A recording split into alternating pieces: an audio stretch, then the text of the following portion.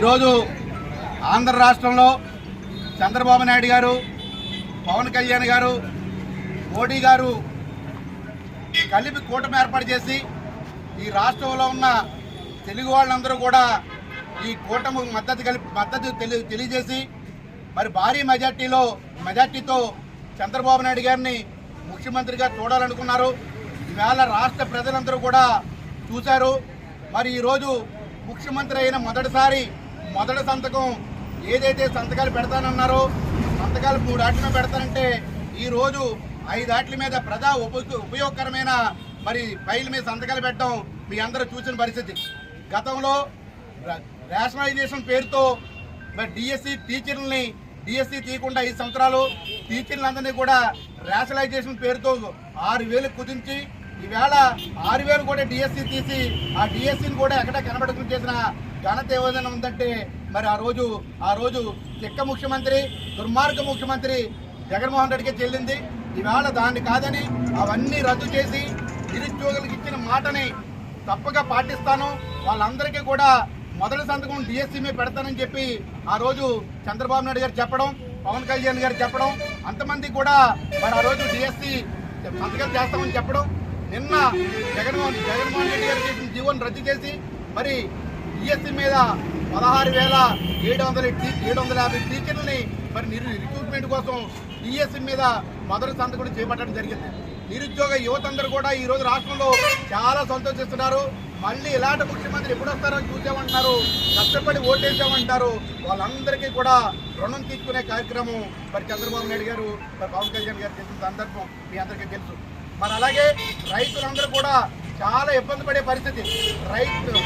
Land titling act అని చెప్పి మరి రైతు భూమి మీద జగన్మోహన్ రెడ్డి పొట్టేసుకుని రైతుకు హక్కు లేకుండా చేసిన సందర్భం మీ అందరికీ తెలుసు.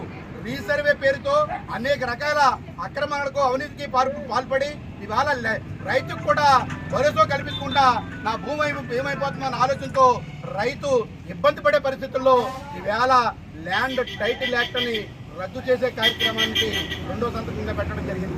మరి అలాగే ముసలి వాళ్ళ పెన్షన్ 200 నుంచి 2,000 చేసిన మహానుభావుడు ఎవరైనా ఉంటే ఆ రోజు చంద్రబాబు నాయుడు గారు 2,000 నుంచి 3,000 చేస్తానని చెప్పి మరి అనేక సందర్భాల్లో మాటిచ్చిన జగన్మోహన్ రెడ్డి గారు 5 ఏళ్ళలో 3,000 చేయడం జరిగింది.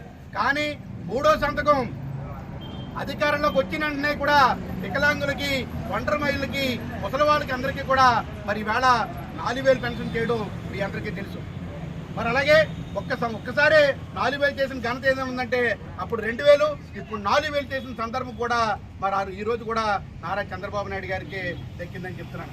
మరి చాలా మంది పేదవాళ్ళు అన్నం లేక మరి ఎక్కడో అన్నమో రామచంద్ర అని చెప్పేసి డబ్బులు లేక ఇబ్బంది పడి ఆకలితో పస్తులుండే సందర్భంలో ఆ రోజు రాష్ట్ర వ్యాప్తంగా అన్నా క్యాంటీన్లు ఓపెన్ చేస్తే అవన్నిటినీ కూడా మరి తీసేసిన ఘనత అయినా ఉందంటే అది జగన్మోహన్ రెడ్డి గారు.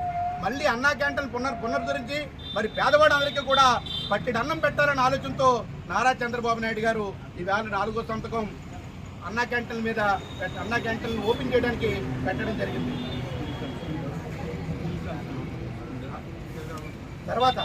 నిరుద్యోగ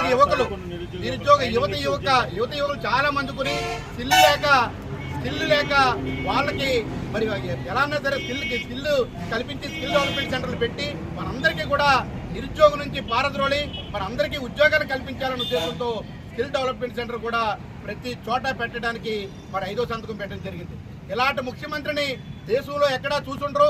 మరి 4వసారి ఎందుకే ఈ రాష్ట్రం ప్రపంచంలో ఉన్న తెలుగు వాళ్ళందరూ కూడా కష్టపడి ఎక్కడి నుంచో వచ్చి ఓట్లేసి చంద్రబాబు నాయుడు గారిని, పవన్ కళ్యాణ్ గారిని, మోడీ గారిని ఆశీర్వదించి ఈ రాష్ట్రంలోనూ దేశంలోనూ కూడా కూటమి అధికారంలోకి వచ్చినందుకు సహకరించిన పెద్దలందరికీ కూడా ప్రత్యేక నమస్కారాలు తెలియజేసుకుంటూ మరి ఇటువంటి కార్యక్రమాలు ఎన్నో కార్యక్రమాలు హామీ ఇచ్చిన అన్ని కార్యక్రమాలు కానీ లేకపోతే సూపర్ 6 కార్యక్రమాలు కానీ త్వరలో ప్రతిదీ కూడా అమలై ఈ రాష్ట్రం అభివృద్ధి పదవుల్లో దూసుకుపోతుందని చెప్పి తెలియజేయడానికి మేము చాలా సంతోషిస్తూ ఇటువంటి పార్టీలో మేము అందరూ ఉండడానికి గర్వంగా ఫీల్ అవుతున్నామని చెప్పి తెలియజేసుకుంటూ మరి ఈ సందర్భంగా పవన్ కళ్యాణ్ గారికి ప్రత్యేక ధన్యవాదాలు తెలియజేయాలి. ఈ రోజు ఈ పరిస్థితి వచ్చిందంటే ఆ రోజు చంద్రబాబు నాయుడు గారిని జైల్లో చూసి పవన్ కళ్యాణ్ గారు ఇచ్చిన ఉత్సాహమే ఈరోజు గెలుపు కారణం అని చెప్పి తెలియజేసుకుంటూ పవన్ కళ్యాణ్ గారికి, మోడీ గారికి కూడా ప్రత్యేక ధన్యవాదాలు తెలియజేసుకుంటూ సెలవు తీసుకుంటాం.